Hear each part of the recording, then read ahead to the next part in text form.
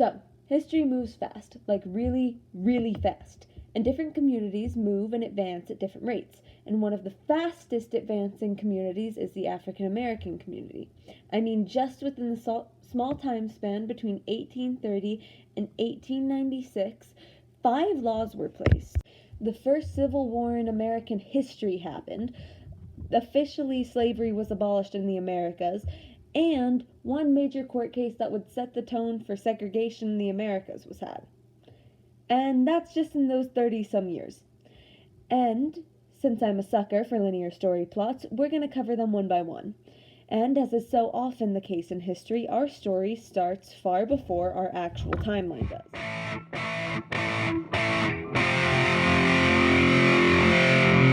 So, most people at this point are familiar with the Three-Fifths Compromise by the 5th grade, a plan agreed upon in Philadelphia, 1787, at the Constitutional Convention, a compromise between the northern and southern states that stated, for the purposes of tax counts and population counts and such forth, every 5 African Americans or slaves would be treated equal to every 3 white people. However, our other title card, the Antebellum South, is much more obscure. Okay, so the Antebellum South is the catch-all name for the time period before the Civil War ended and after the War of 1812 ended. This period was marked by the economic split of Northern America becoming very industrially oriented and Southern America coming to rely mostly on farming and agriculture. A very large impact of this increase in farming and subsequent increase of slavery in the South was the increase of slave rebellions. Slaves would resist their bonds passively by doing things like damaging equipment and working at slower rates, and maintaining their culture and religious practices in spite of their masters. However, these rebellions could get violent. August 1831, Nat Turner set up a slave rebellion in Southampton County, Virginia. This rebellion killed 60 white people, caused the execution of 50 slaves, and, due to its militias and mobs, caused a chaos that killed anywhere from 100 to 200 slaves. Now, on that happy note, let's move on to our primary timeline.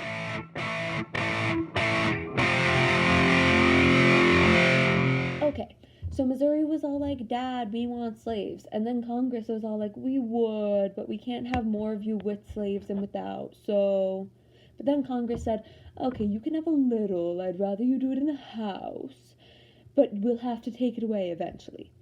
And then, when eventually came and they were going to take Missouri slaves away, Maine went up to Congress and said, but I don't want slaves, so Missouri can keep their slaves. And then Congress said, sounds legit, and now Missouri has slaves, Maine doesn't, and the Missouri Compromise line was drawn. Nice.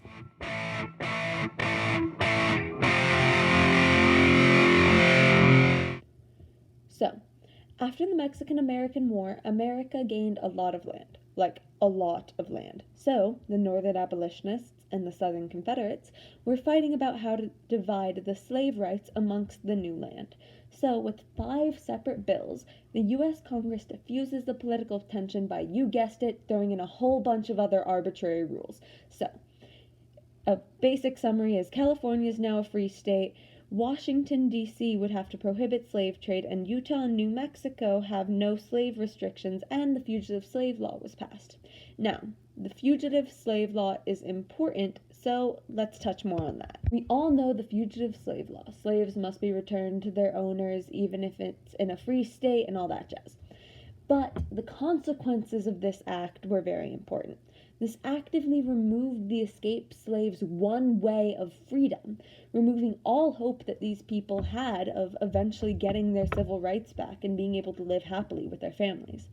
And many historians maintain that this act was the linchpin that pushed slaves and abolitionists alike to really just get as gung-ho about the Civil War as they did. So keep this in mind as we move on to the main event.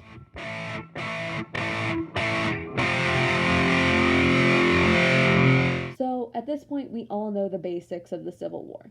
The North said, free your slaves, and South said no, and separated from the Northern USA, creating the Confederate States. Fighting happened, Abraham Lincoln gave a speech that moved hearts and minds around the world, and the North eventually won and slavery became illegal nationwide. We all know this story, so I won't bore you by restating it in its entirety. However, I will tell you about the same story from a different perspective. So, unrelated to our story, but still interesting, slaves were actually still slaves during the war. This is often overlooked not from the southern side of things, but from the northern side of things. There were still slaves in the North at the time of the Civil War. This is often overlooked, but until slavery was officially abolished, northern states still had a fair amount of slaves. Not as important to our story, just an interesting bit of subtext. So, anyway, free black men and slaves from the Confederacy alike all ran to volunteer for militias in the Union. And these people were sadly not allowed to enlist at first. This was mostly because of the fear that the borderline states would secede. Most people, however, they didn't agree with slavery, also didn't agree with the idea that blacks and whites were inherently equal, and there was a fair amount of fear in giving a black man a weapon. Now, Lincoln in 1862 began allowing these black men to serve in the war by signing the Second Confiscation and Militia Act. Now, this act basically permitted black enlistment, and it allowed African American men to gain citizenship via enlistment. This also freed slaves from their Confederate masters so long as they could make it to the North. Now, this gave a lot of hope to a lot of Confederate slaves. There was now this incentive to rebel, to run away, to try as hard as you could to get away from these people oppressing you, because now there was a place to go. There was a solid end game. This eventually led to African American citizens insisting that they get paid, albeit less than their white counterparts. Blacks were paid $10 and had a $3 deduction for clothing, whereas whites made $13 with no clothing deduction, and many historians theorize that this was the origin of the black to white wage gap. And black militia members also formed black regiments, like the Corps d'Afrique. However, these troops were not treated equally. Their white army mates would not train them adequately as a show of discrimination. This would lead to high black mortality rates in the field. So, with all that, let's talk about the aftermath.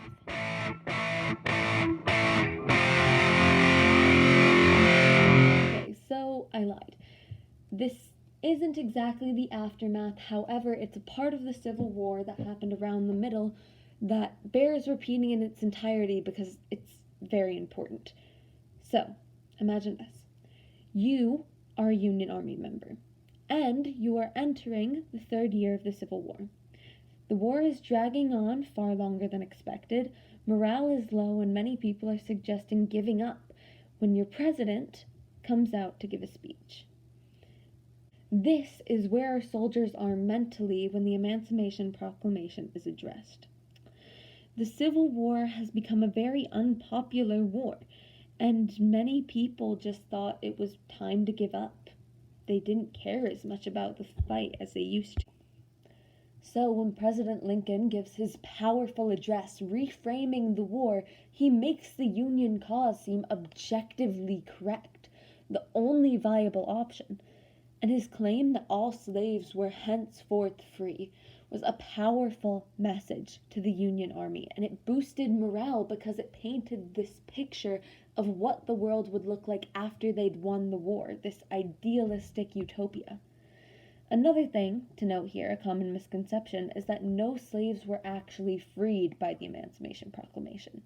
It was just a turning point in the war that caused a large boost of morale and gave the North the gumption and the desire to really keep going with and eventually win the war.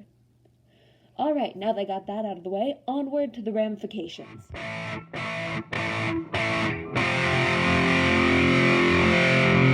There are three major amendments in this time era affecting African American people.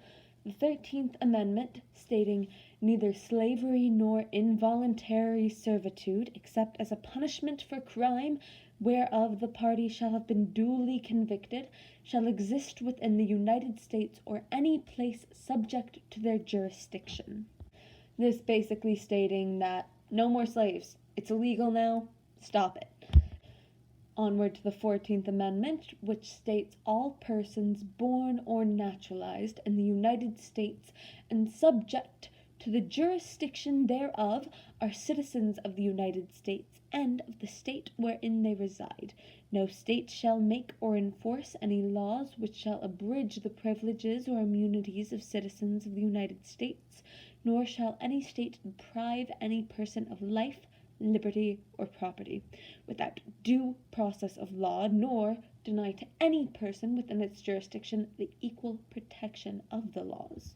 This one basically states that all citizens, regardless of color, are allowed to live under the laws and can't be deprived of their basic human rights just because of the color of their skin. And last, but most certainly not least, is the 15th Amendment, stating, "The right of citizens of the United States to vote shall not be denied or abridged by the United States or by any state on account of race, color, or previous condition of servitude." This essentially protecting the African American right to vote, which was a huge deal because there had been no African American representation in law, much less the ability for African Americans to vote in a political setting. It was a big deal for the time era. So, keep these rulings in mind as they will apply to our last section.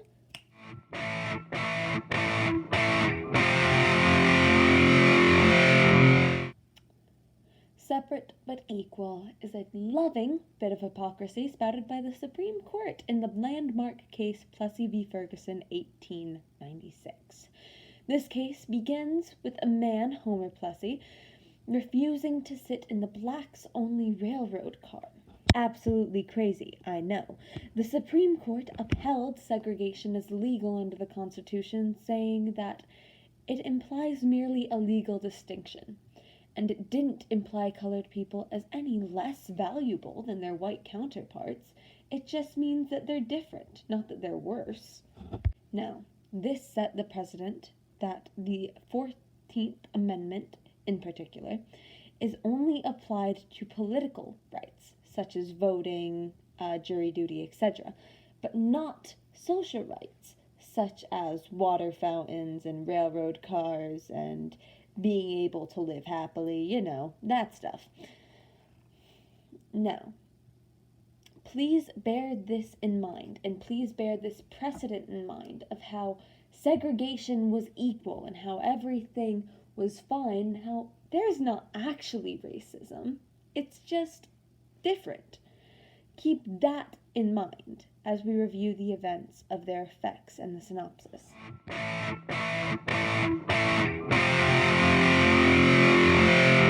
Undeniable that within these 30 years, African American groups have undergone major social and economic changes. I mean, look at where they started off. African Americans started as slaves with no social, political, or economic freedoms. They couldn't vote, they were viewed as property, they couldn't earn a wage, and they could be beaten, killed, and disregarded, and no one would bat an eyelash. They went from this to fighting for their freedoms via social uprisings and fighting in civil wars for their social and economic freedoms. They went to court just to prove that they have the same unalienable rights as every other human being: life, liberty, property. They deserve to be able to live without their life being subject to the whip of some white man. They deserve to be able to get due justice under the law. They deserve to be able to earn a wage, have their own housing, be able to provide for their family independent of any other social class, completely dependent upon race. They're now legally able to earn a wage. They're legally able to go and testify under a court of law, to serve in a jury, and they can independently live without their white masters, so-called, basically dictating their every move. Within 30 so years, they underwent this huge, huge change. Now, they were, for instance, fighting with the Jim Crow laws. They were actively rebelling against these things that people said they just had to live with, that they were separate but equal, right? Wrong. And they thought so, and they were allowed to express this. They were allowed to express this in a court of law and socially on the streets.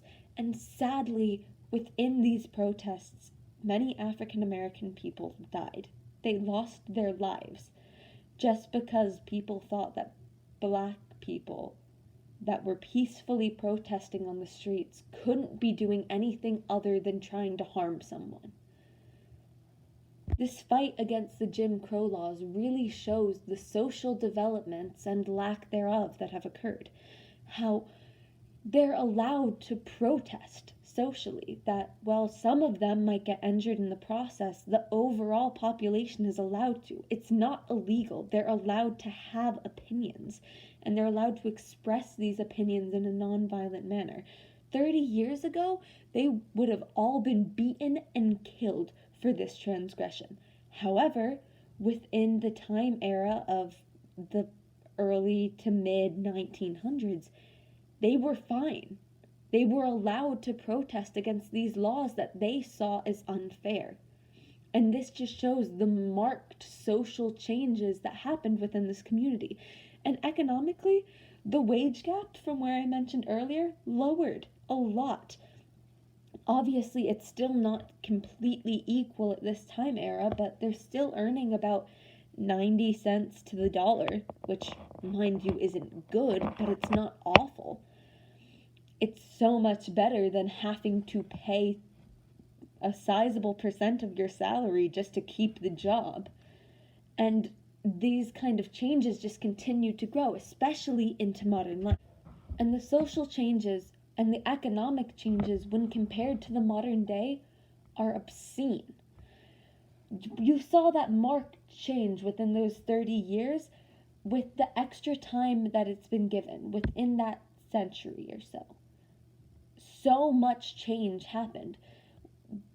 They're allowed to coexist with their white counterparts. All ethnicities are allowed to coexist within each other. There's no more segregation, and within the eyes of the law, black people, white people, all different ethnicities are viewed as pretty much equal. Now, is that saying that racism is no longer an issue? Is that saying that within the eyes of the law, there aren't things that could be done to fix problems? There definitely is. There's still a lot in the ways of racism. You'll still see cops have an obvious prejudice against black people. You'll still see a wage gap, although definitely way smaller. However, the marked improvement, the marked change that you can see within the social hierarchy is obscene. You can see black people actually having authoritative positions in the world. President Barack Obama is a marked example of this. A president being an African American man would have been absolutely obscene, a joke almost 60 so years ago. Hell, not even 60 years ago. 15. At the beginning of this decade, it would have been nigh impossible to imagine. So with all that change, with all the change from slavery to being free but still separated, to the modern day where separate but equal is no longer even a thing, it's just equal. There's been a lot of change, so yeah.